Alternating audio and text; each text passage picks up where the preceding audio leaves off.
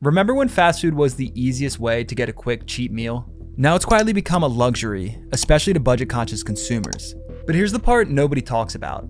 Fast food didn't just get expensive. Something fundamentally shifted, and now corporate executives are scrambling to figure out how to win back customers who feel priced out and fed up. So today we're breaking down why fast food prices are so high, what broke along the way, and what companies are doing to rebound before it's too late. Let's start with the obvious question. Why has fast food gotten so expensive? If you've walked into any of these restaurants lately and glanced at the menu, you know the feeling. Sticker shock. $7 for a Crunchwrap Supreme? Wasn't that half the price before? $3 for a snack wrap? Wasn't that on the dollar menu?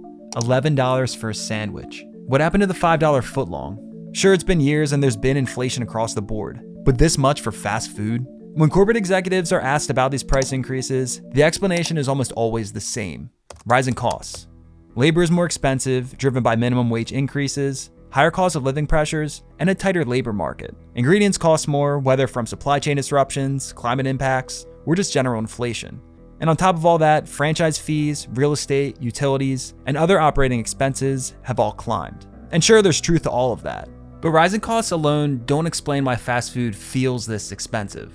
Another key factor is the rise of fast casual chains like Chick-fil-A and Shake Shack. These restaurants normalized higher prices by offering larger portions, customizable meals, and better ingredients. Traditional fast food brands tried to compete in that same lane by raising their prices, but struggled because they didn't meaningfully change the customer experience. From a business profitability lens, the logic is simple. When costs go up, companies raise prices to protect their margins. Said another way, we pay the difference as consumers. But this strategy creates a problem for fast food specifically. You see, price increases are a common business practice across industries. Streaming services like Spotify raise prices almost annually. Sure, some users cancel, but a majority keep paying since the value of the service is still worth it. When fast food raises prices, many consumers stop buying, period. And the reason why reveals what made fast food successful in the first place: speed and being cheap. If you take away cheap, speed alone is no longer enough to justify the purchase. In short, the value equation broke. The value equation is the mental formula people use, often subconsciously, to decide whether something feels worth it.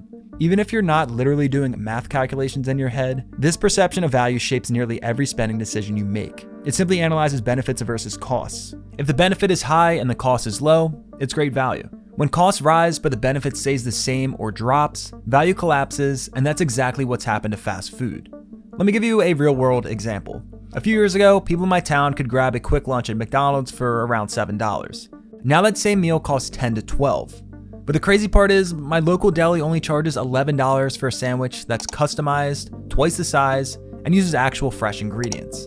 With a local option, there's more benefit, slightly higher costs, but overall, more value. The math just doesn't work anymore for fast food. Years ago, the value equation for fast food was unbeatable. Benefits included being quick, convenient, and predictable, and the cost was low. Now the benefit side is the same or maybe worse, but costs have gotten out of control. And these companies are well aware of what's going on. This is where things get interesting. McDonald's literally has a myths versus facts pricing sheet on its website to try and push back against criticism. Still though, even on a recent earnings call, McDonald's CEO acknowledged prices have climbed too far and are eroding the brand's low-cost image. He noted that too often you're seeing combo meals priced over $10, and that's absolutely negatively shaping value perceptions. He later added that the single biggest driver of how customers perceive McDonald's value is the menu board itself, and admitted that it needs to be fixed. Now, McDonald's isn't the outlier here.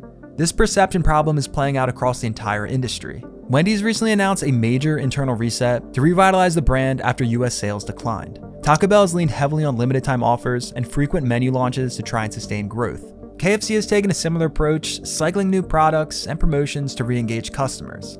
Interestingly though, it's not all doom and gloom. There's actually one notable exception, not because it stayed cheap, but because it invested heavily on the benefit side of the equation, despite raising prices.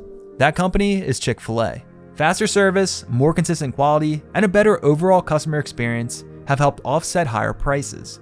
Basically, the perceived value didn't collapse the way it did elsewhere. In fact, Chick-fil-A is ranked at the top of quick service restaurants for customer satisfaction in the American Customer Satisfaction Index for over a decade. If you've ever walked into Chick-fil-A during the lunch rush and compared it with other chains, you can see things are completely different. Orders generally come out faster, staff members seem more positive, and you're more likely to get what you actually ordered. Again, not everything is perfect, and this is the exception. As an industry, fast food is facing a period of turbulence. With all this in mind, who's still even buying this food? Definitely not low-income households. They're being priced out. With everything from groceries to rent getting more expensive, fast food has quietly disappeared from their budgets. McDonald's CEO told investors that it's seen sharp declines in traffic from low-income households, while traffic from higher earners increased by nearly as much. Although not a traditional fast food restaurant, Chick-fil-A has seen the same thing. Their CEO reported that low to middle income guests are making fewer visits. This shift is something economists are watching closely, because what's happening to fast food spending isn't random. Economists call this a K-shaped economy. High-income households are doing fine, while low-income households are getting squeezed. The top of the K, high-income individuals, goes up. The bottom of the K, low-income individuals, goes down. So fast food, which built its empire on affordability and serving everybody, is losing customers who helped make it successful to begin with. Now, the billion-dollar question is, how do you win back customers when your core pricing is broken? Well, corporate executives are going back to the old playbook with promotions, BOGOs, limited-time products, trendy movie-inspired menus. You can't watch a sports game or scroll your feed without seeing an ad for fast food. Brands are pulling every short-term lever they have, which is why this marketing feels more chaotic than ever. And there's a reason this works, at least temporarily. You've likely noticed a lot of these are price promotions. Fast food has historically been what economists call price elastic. When prices drop, demand spikes. On the other hand, when prices go up, consumers reduce their consumption or look for cheaper alternatives. This is exactly what's been happening lately. And despite seeing some success, here's the problem. Promotions don't fix the underlying value equation. Executives recognize promotions tend to only drive short-term traffic. Sure, they can get customers in the door once, but trust may never be rebuilt, and customers may never feel like the regular prices are worth it. If a restaurant has to consistently run promotions just to get you in the door, what does that tell you about their regular prices? It's clearly admitting that the menu board price isn't justified, and consumers are smart enough to see through this. You can't discount your way out of a broken value perception.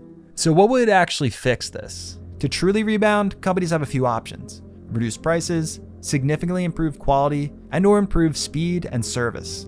And to their credit, some are starting to try and do so. But here's the catch. These moves cut into margins, which makes it challenging for permanent changes. What's yet to be determined is if these companies are willing to take a sustained hit to profitability to rebuild trust and reposition themselves back in the market. Bringing things full circle, what does this all mean for you and your budget? The truth is, fast food may never return to what it once was, which means you have to adjust. For instance, you can cook at home more often, which is still the cheapest and typically the healthiest option. When you do buy fast food, treat it like the occasional convenience it's become. You could try only going during promotions where the value actually makes sense. Lastly, you can just rethink where you dine out entirely. For a few dollars more, local spots often deliver better quality and experiences overall. The biggest lesson here is about recognizing when something stops being a good value and adjusting your spending before it quietly eats into your budget.